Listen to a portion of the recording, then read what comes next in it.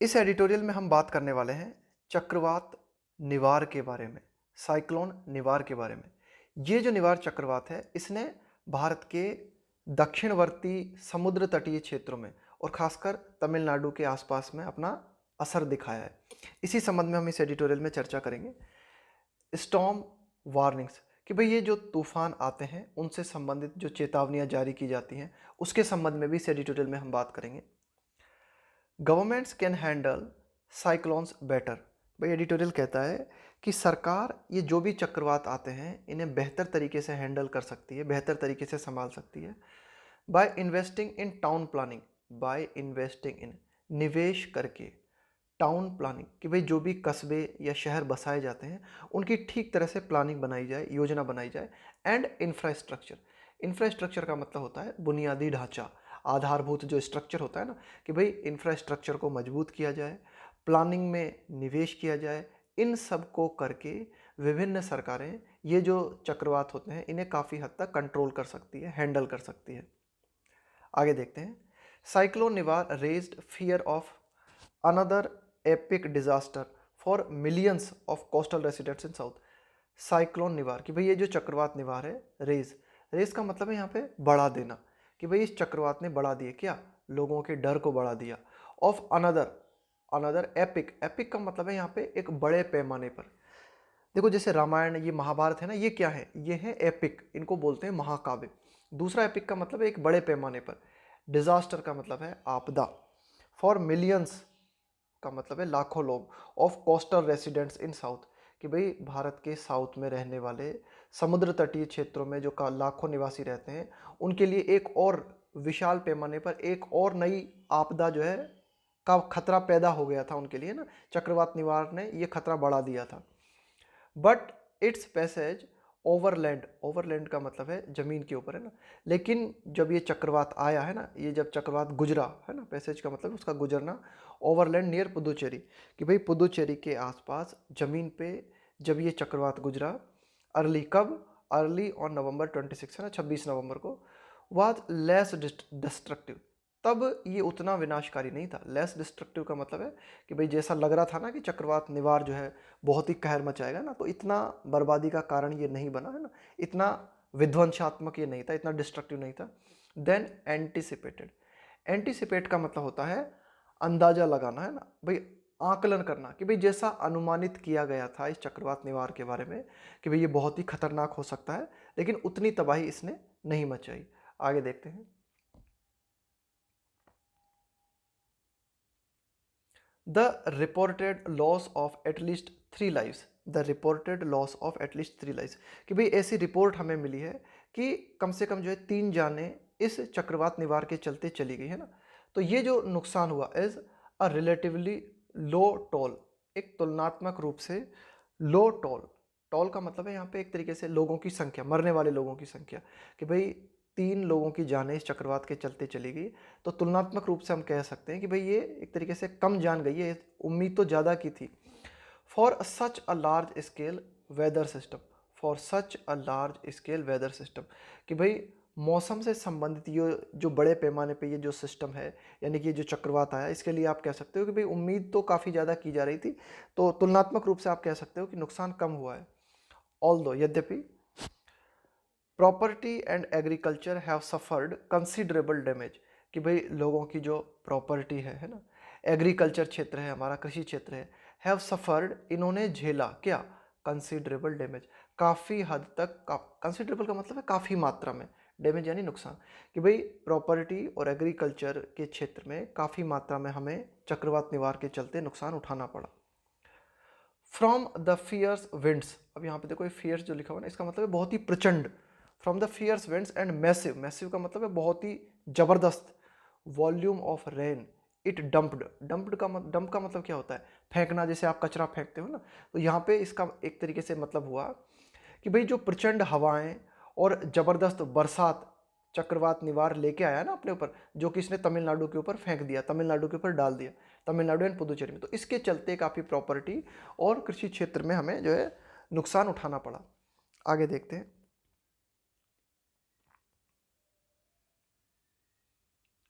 Citizens and the government were fearful of A deluge. देखो deluge का मतलब होता है एक बाढ़ जैसी स्थिति हो जाती है ना, जल प्रलय जैसी स्थिति निर्मित हो जाती है, यानी कि किसी क्षेत्र में बहुत ज़्यादा जल भर जाए तो उसे बोलते हैं डेल्यूज। तो citizens and the government were fearful of A deluge. तो विभिन्न जो नागरिक हैं या सरकार है, उनको डर लगा हुआ था कि भाई जल प्रलय हो सकती है, बाढ़ आ सकती है। That could be a repeat of the 2000 flood. That could be, ऐसा हो सकता है क्या, अ रिपीट ऑफ 2000 फ्लड, कि भाई तमिलनाडु में 2015 में हमें जैसी बाढ़ देखने को मिली थी, तो ऐसा इस बार भी लग रहा था। लोगों में डर था कि भाई 2015 में जिस तरह से बाढ़ के हालात बने थे, उसी तरह का मामला फिर रिपीट हो सकता है। क्या हुआ था जब 2015 में फ्लड आई थी, उसकी जानकारी दी गई है हाइफन से हाइफन तक। Which killed a few hundred people, कि भाई जब 2015 में बाढ़ आई थी, जिसमें कुछ सैकड़ों लोगों की जान चली गई थी। एंड दे ओवरकेम कोविड-19 फैटिग। तो यही एडिटोरियल कह रहा है कि भाई नागरिक और सरकार बहुत ही बुरी तरीके से डरे हुए थे इस चक्रवात निवार के चलते। एंड दे ओवरकेम, देखो ओवरकम का मतलब क्या होता है, किसी चीज पे काबू पा लेना, किसी चीज को जीत लेना। कोविड-19 फैटिग, फैटिग का मतलब है थकान, कि भाई तमिलनाडु में हमने देखा कि भाई कोविड-19 के केसेस बहुत ज़्यादा थे, तो तमिलनाडु बिल्कुल प्रयास कर करके थका हुआ था कोविड-19 को रोकने के लिए।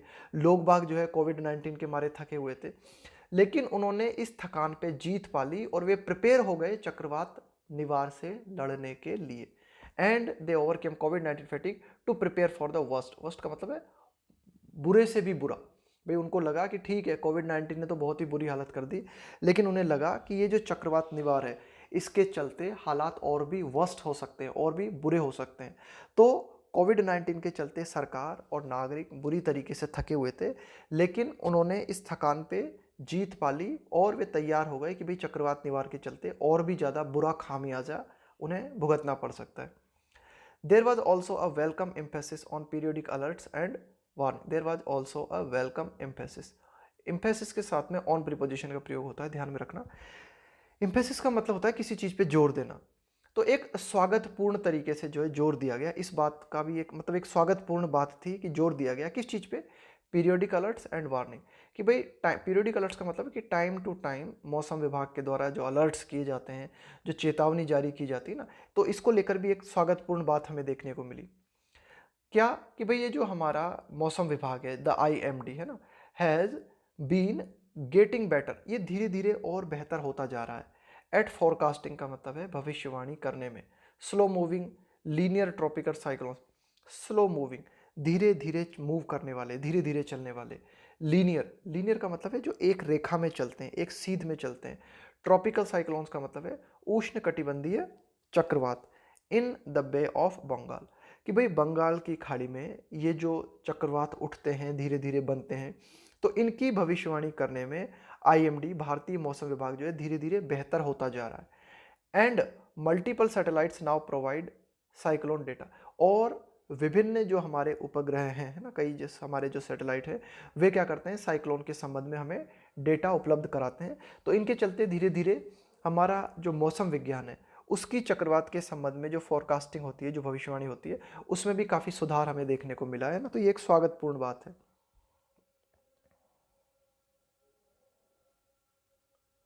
द डिप्लॉयमेंट का मतलब है यहाँ पे तैनाती करना, है ना, कि भाई the deployment of over 2 dozen NDRF है ना, नेशनल डिजास्टर रेस्पॉन्स फोर्स, कि भाई ये जो हमारी आपदा प्रबंधन टीम है ना, तो मतलब 2 डजन से भी ज़्यादा, यानी कि आप कह सकते हो कि भाई 2 डजन का मतलब क्या हो गया, मतलब 24 टीम से भी ज़्यादा टीम जो है तैनात की गई थी, मतलब इस आपदा को कंट्रोल करने के लिए। The deployment of over 2 dozen NDRF teams and disaster management equipment, साथ ही साथ आपदा प्रबंधन से संबंधित जो इक्विपमेंट की जरूरत पड़ती है, जो उपकरण की चाहिए होते हैं, वे भी हमने यूज में लिए थे, उनका प्रयोग किया गया था। अलोंग द कोस्ट, समुद्र तट के सहारे। रीअश्योर्ड सिविक एजेंसीज है ना, रीअश्योर्ड, तो इनने क्या किया, आश्वस्त किया, इन्होंने आश्वस्त किया कि सिविक एजेंसीज को। तो ये एडिटोरियल कहना चाह रहा है कि भाई the deployment of over 2 dozen NDRF team, कि भाई हमने क्या किया, इस चक्रवात निवार को टैकल करने के लिए, इसे हैंडल करने के लिए 2 दर्जन से ज़्यादा NDRF की टीम लगाई हो ना, और साथ ही साथ इक्विपमेंट लगाए। तो उसके माध्यम से ये जो हमारी समुद्र तटीय जो एजेंसीज हैं, वह मतलब आश्वस्त हुई इनके चलते कि भाई NDRF टीम मिली और उन्हें इक्विपमेंट मिले। तो समुद्र तट पे जो निगरानी करने वाली हमारी एजेंसी हैं, उनको काफ़ी सहायता मिली, ऐसा भी हम कह सकते हैं ना, वे आश्वस्त हुई। Not every one escaped Nivar with a minor penalty. अब एडिटोरियल कहता है कि भाई ऐसा नहीं कि ये जो निवार चक्रवात है इससे इसके नुकसान से सभी बच गए, ऐसा नहीं हुआ। नॉट एवरी वन एस्केप का मतलब बच जाना, निवार विथ अ माइनर, माइनर का मतलब बहुत ही कम, पेनल्टी का मतलब है दंड, कि भाई ऐसा नहीं हुआ कि चक्रवात निवार से सभी लोग जो है वे बहुत कम नुकसान से बच गए। मतलब कुछ लोगों को ज़्यादा नुकसान भी हुआ है ना, कहीं कहीं हमें जो है नुकसान भी, कहीं कहीं कहीं जो है हमें ज़्यादा नुकसान भी उठाना पड़ा, ऐसा नहीं कह सकते कि बहुत कम जो है नुकसान हुआ है। हालांकि and for suburban Chennai, suburban इसका मतलब होता है उपनगरीय। देखो एक तो हो गया मेन चेन्नई है ना, एक होता है मेन चेन्नई के सीमाओं से लगा हुआ हर शहर क्या होता है, जैसे एक तो ये हो गया शहर, मेन शहर, इसके धीरे धीरे और बस्तियां बस्ती चली जाती हैं पास पास में ना, तो उनको क्या बोलते हैं हम, सबर्ब, है ना।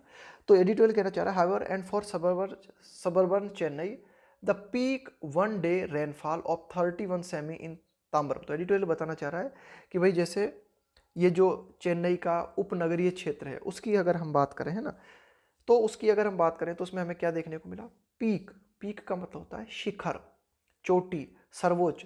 Peak one day rainfall of 31 cm in Tambaram, है ना, ताम्बरम ये एक चेन्नई में एक क्षेत्र का नाम है। तो वहां पे हमें क्या देखने को मिला, सर्वोच्च वर्षा एक दिन में देखने को मिली 31 सेमी, है ना, ताम्बरम के आसपास। तो ये जो वर्षा हुई, रॉट डिस्ट्रक्शन, डिस्ट्रक्शन का मतलब है विनाश, और यहाँ पे रॉट का मतलब है कि भाई ये जो वर्षा हुई ना ये विनाश लेके आई। तो इस रॉट का जब हम प्रयोग करते हैं ना तो इसका मतलब होता है कारण बना, कि भाई ये जो वर्षा हुई ये वर्षा कारण बनी किस चीज़ का, विनाश को लाने का। इसके माध्यम से हमें प्रतिबिंबित हुआ, देखो मिररिंग का मतलब है कि ये जो वर्षा हुई और इसके चलते जो विनाश हुआ ताम्बरम के आसपास के क्षेत्रों में, मिररिंग व्हाट हैपेंड 5 years अगो। तो इसके माध्यम से हमें याद आ गई किस चीज़ की, है ना, मिररिंग का मतलब है प्रतिफलित करते हुए, व्हाट हैपेंड 5 years अगो, कि भाई 5 साल पहले जब चेन्नई में बाढ़ आई थी तब क्या हालात बने थे, उनका प्रतिबिंब हमें देखने को मिला ताम्बरम क्षेत्र में, जहां 31 सेमी से भी ज़्यादा वर्षा एक दिन में देखने को मिली। आगे देखते हैं, smaller inland towns have also suffered inundation and severe losses. Editorial बताता है इनलैंड, इनलैंड का मतलब है अंदरूनी, आंतरिक, कि भाई छोटे छोटे जो आंतरिक कस्बे हैं उनको भी बाढ़ जैसे हालातों का सामना करना पड़ा। सफर्ड का मतलब उन्होंने झेला, इनंडेशन, इनंडेशन का मतलब है बाढ़, एंड सीवियर का मतलब है गंभीर, लॉस का नुकसान, कि भाई कुछ जो छोटे छोटे कस्बे हैं उन्हें भी बहुत ज़्यादा मात्रा में एक तरीके से बाढ़ का सामना करना पड़ा, बाढ़ झेलनी पड़ी और बहुत ही गंभीर नुकसान उन्हें झेलने पड़े, बहुत ही गंभीर नुकसान उठाने पड़े।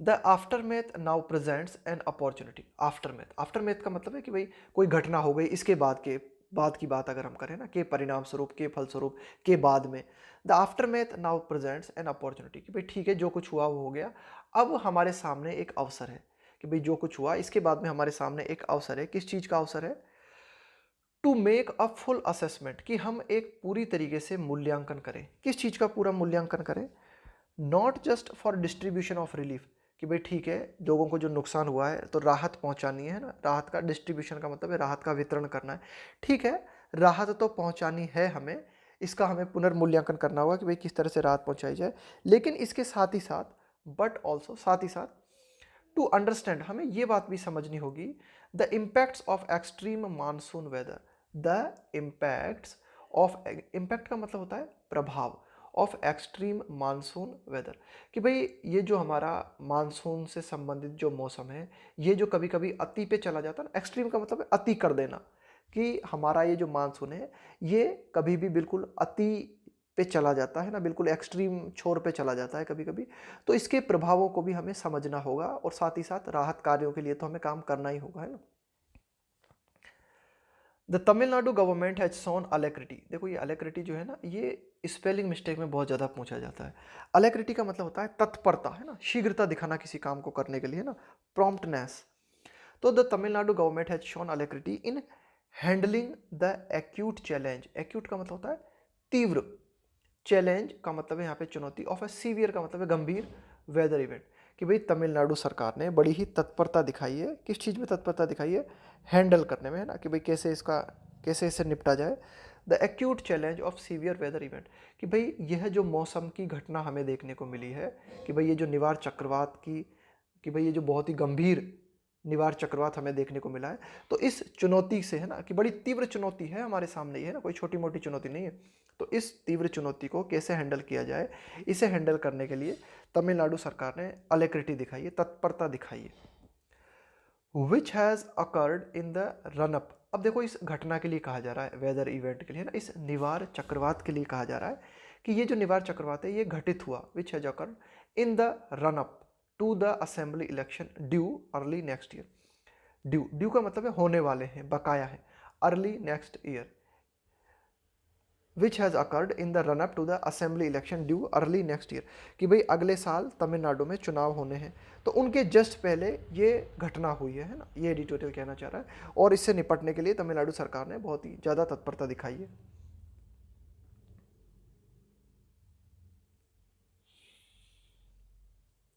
चीफ मिनिस्टर एडप्पाडी के पलानीस्वामी मेड फील्ड विजिट्स, अब देखो इसका मतलब क्या हुआ कि ये जो चीफ मिनिस्टर है वहाँ के एडप्पाडी के पलानीस्वामी, उन्होंने जो है वहाँ के फील्ड जो हैं जो कि प्रभावित हुए हैं चक्रवात निवार से, उन फील्ड्स का दौरा किया। एंड इन पैरेलल, और समानांतर रूप से, द डीएमके, कि भाई ये जो डीएमके पार्टी है, as the lead opposition, lead का मतलब है प्रमुख, कि भाई डीएमके पार्टी जो है एक प्रमुख विपक्ष की पार्टी है। माउंटेड, माउंटेड का मतलब है ऑर्गेनाइज करना चीज़ों को, और किसी चीज़ की शुरुआत करना, है ना, ऑर्गेनाइज करते हुए शुरुआत करना।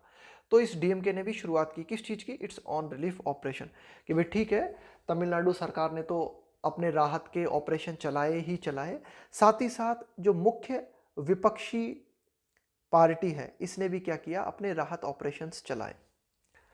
What must worry the two major parties is, भाई वो ऐसी क्या चीज़ है जो कि दोनों पार्टीज के लिए चिंता का कारण है, वो है is that periodic papering of the crack. देखो पेपर द क्रैक है ना, इसको समझते हैं हम, एक ईडियम है छोटी सी। पेपर द क्रैक का मतलब होता है, क्रैक का मतलब क्या होता है, दरार, जो दरार आई है उसके ऊपर आपने पेपर डाल दिया है ना, दरार को आपने पेपर डाल के छिपा दिया, इसका मतलब होता है कि समस्याओं को छिपाना। तो यही डिटेल कहना चाह रहा है कि भाई दोनों पार्टियों के लिए what worry the two major parties is that, कि भाई दोनों पार्टीज के लिए जो मुख्य चिंता का कारण है वो ये कि जो टाइम टू टाइम समस्याओं को जो छिपाने का प्रयास किया जाता है ना, does not offer a sustainable solution, तो यह एक लगातार चलने वाला समाधान नहीं है to Chennai evident civic decay, कि भाई ये जो चेन्नई है ना, एविडेंट सिविक, सिविक का मतलब है शहर से संबंधित, डिके का मतलब है सड़ना, अपक्षय होना, है ना, भाई जो क्वालिटी है ना उस क्वालिटी में धीरे धीरे कमी आना। तो एडिटोरियल कहना चाह रहा है कि भाई एविडेंट का मतलब है जो प्रामाणिक है आपके सामने, जो बिल्कुल स्पष्ट है। तो एडिटोरियल कहता है, क्या एडिटोरियल बात करता है कि भाई जो चेन्नई शहर है ना, वह चेन्नई जो शहर है वह लगातार उसकी स्थिति खराब होती जा रही है। तो इसका एक परमानेंट सॉल्यूशन नहीं है कि आप इसका परमानेंट सॉल्यूशन के लिए आपको क्या करना होगा, एक प्लानिंग बनानी होगी, एक प्लान डेवलप करना होगा आपको पूरी तरीके से, ये एडिटोरियल कहना चाह रहा है। ऐसा नहीं कि कोई भी समस्या आती है और उस समस्या को आप छिपाने का प्रयास करते हो, इसके माध्यम से कोई समाधान नहीं निकलेगा। देयर इज एक्सटेंसिव, एक्सटेंसिव का मतलब होता है विस्तृत।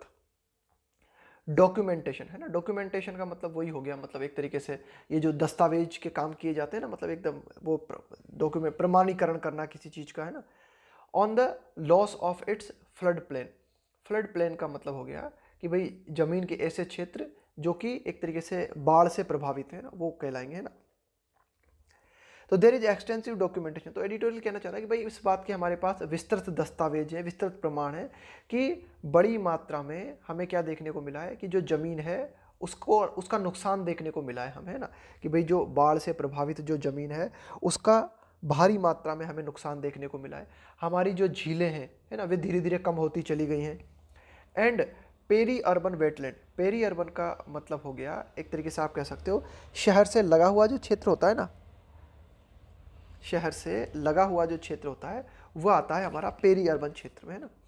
वेटलैंड है ना, वेटलैंड का मतलब हो गया दलदल क्षेत्र, कि भाई शहर की सीमाओं से लगा हुआ जो दलदल क्षेत्र है ना, टू एनक्रोचमेंट, इसके अलावा अतिक्रमण जो है। तो कुल मिला के ये सारे वे कारण हैं जिनके चलते चेन्नई शहर को नुकसान हुआ है, कि भाई झीलें कम हुई हैं, हमारे जो दलदल क्षेत्र थे उनमें कमी आई है ना, कि भाई जो बाढ़ से संबंधित जो जमीन है उसमें कमी आई है ना, अतिक्रमण हुआ है, एनक्रोचमेंट का मतलब अतिक्रमण।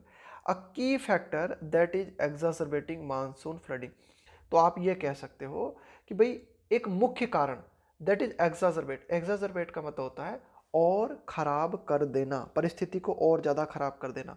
मानसून फ्लडिंग, कि मानसून के चलते जो बाढ़ जैसे हालात पैदा हो जाते हैं, उनके कारण में आप इनको रख सकते हो, एक मुख्य कारक आप इनको रख सकते हो कि भाई बहुत ही ज़्यादा मात्रा में ये जो हमारी जो ज़मीन है उसका जो है नुकसान चेन्नई क्षेत्र में बहुत ज़्यादा हुआ है।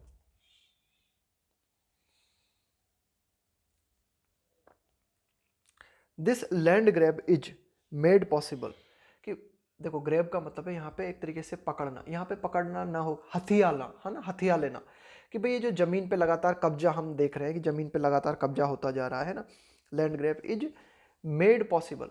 तो यह जो जमीन का हथिया लेना है यह संभव हो पाया किसके द्वारा, बाय द बेनाइन, बेनाइन का मतलब है उदार, इंडल्जेंस का मतलब है शामिल होना, ऑफ सक्सेसिव गवर्नमेंट, सक्सेसिव का मतलब है लगातार, एक के बाद एक, कि भाई एक के बाद एक जो तमिलनाडु में सरकार आई वे बहुत ही उदारता पूर्वक शामिल रही जमीन को हथियाने में, है ना, यानी कि तमिलनाडु की सरकार ने सहयोग किया है। इसके चलते जो जमीन है उसमें धीरे धीरे कमी आती चली गई और ऐसे क्षेत्र, मतलब जो क्षेत्र थे ना वे धीरे धीरे कम होते चले गए, नहरें कम होती चली गई, झीलें कम होती चली गई। व्हाट इज मोर, इससे भी ज़्यादा एडिटोरियल और कहना चाहता है कि governments have not shown the rigour, rigour का मतलब है यहाँ पे सख्ती, सख्ती दिखाना है ना, कठोरता दिखाना, to collect and publish data on annual flooding pattern. Annual flooding pattern का मतलब है कि वार्षिक रूप से जो बाढ़ देखने को मिलती है ना उसका क्या पैटर्न रहता है ना, उसका क्या स्वरूप रहता है, कि भाई किस तरह से हर साल जो है कितनी बाढ़ आती है, किस मात्रा में आती है। तो सरकार ने इस बात पे सख्ती नहीं दिखाई है। भाई सरकार को क्या करना था, इस बात को लेकर सख्ती दिखानी चाहिए थी, कि किस बात को लेकर सख्ती दिखानी चाहिए थी, कि सरकार जो है डेटा पब्लिश करती कि भाई हर साल जो फ्लड के हालात बनते हैं, बाढ़ के हालात बनते हैं, उनका पैटर्न क्या रहता है, लेकिन सरकार ने इस बात पे सख्ती नहीं दिखाई। एंड मेजर, और सरकार को मापना चाहिए था the peak flows in the neglected river, कि भाई जो नेग्लेक्टेड रिवर्स है, नेग्लेक्टेड रिवर्स का मतलब है ऐसी नदियां जो कि बिल्कुल उपेक्षित हैं, उनमें पीक फ्लो, पीक फ्लो का मतलब है कि भाई फ्लो का मतलब है बहाव, कि वे नदियां जो कि बिल्कुल उपेक्षित हैं उनमें सबसे ज़्यादा पानी का बहाव किस समय होता है, इसको नापना चाहिए था। And canals to plan remedies, इसी तरह से ये जो विभिन्न नहरें हैं इन नहरों में सबसे ज़्यादा पानी का बहाव किस समय होता है, अगर इसको पूरी तरीके से माप के रखा जाए तो फिर हम क्या कर सकते हैं, जो उपचार है ना, रेमेडीज, तो उपचार को उपलब्ध कराने में इससे हमें मदद मिल सकती है। लेकिन सरकार ने ऐसा नहीं किया है, सरकार ने इसको सख्ती के साथ इस पर ध्यान नहीं दिया है। अपालिंग इंडिफरेंसेस टू लैंड यूज नॉर्म्स, देखो अपालिंग, अपाल का मतलब होता है डर पैदा करने वाला, है ना, कोई भी ऐसी बात, कोई भी ऐसा नज़ारा आप देखो जो कि आपके भीतर जो है जिसके चलते डर समा जाए, तो उसको बोलते हैं हम अपालिंग। इनडिफरेंस का मतलब है उपेक्षा। To land use norm, norms का मतलब है प्रावधान, कि जमीन को यूज करने से संबंधित जो प्रावधान है उनकी ज़बरदस्त तरीके से उपेक्षा की गई है, उनकी इतनी उपेक्षा की गई है कि मतलब एकदम डर लग जाए आपको देखते ही। हैज स्पॉन, स्पॉन का मतलब होता है जन्म देना, है ना, कि भाई ये जो लैंड यूज से संबंधित जो प्रावधान है उनकी बहुत ही ज़बरदस्त तरीके से उपेक्षा की गई है। इसकी तरह से इसके चलते क्या है, एक डर पैदा हुआ है ना, एक डर पैदा हुआ, स्पॉन का मतलब है पैदा होना। एन एमोरफोस, देखो एमोरफोस का मतलब होता है आकारहीन, है ना, बिना किसी आकार के। हाउसिंग सेक्टर करेक्टराइज्ड, करेक्टराइज्ड का मतलब है कि भाई इसके लक्षण हैं बाय इन्फ्लेटेड, एमोरफोस हाउसिंग सेक्टर, कि भाई तमिलनाडु में जो हाउसिंग सेक्टर, हाउसिंग सेक्टर का मतलब है गृह निर्माण से जुड़ा हुआ, गृह निर्माण से जुड़ी हुई जो इंडस्ट्री, कुल मिला के खास करके तमिलनाडु में और खास करके चेन्नई में लगातार जो है बिल्डर्स कॉलोनियां बनाते जा रहे हैं, नए नए घर बनाते जा रहे हैं ना, और बिना किसी आकार के लगातार फैलता जा रहा है ये काम, है ना, कि ज़मीन हथियाई जा रही है और उन पे हाउसिंग सेक्टर से जुड़े हुए जो बिल्डर्स हैं वे लगातार जो है गृह निर्माण किए जा रहे हैं बाय इन्फ्लेटेड। इन्फ्लेटेड का मतलब है एक तरीके से क्या होता है, इन्फ्लेटेड का मतलब फूला हुआ, आकार में बड़ा हुआ, इन्फ्लेटेड स्पेकुलेटिव प्राइसेस, देखो स्पेकुलेटिव प्राइस का मतलब क्या हुआ, प्राइस का मतलब तो कीमत हो गया, स्पेकुलेटिव का मतलब होता है ऐसा व्यापार जो कि लोभ की दृष्टि से किया जाता है।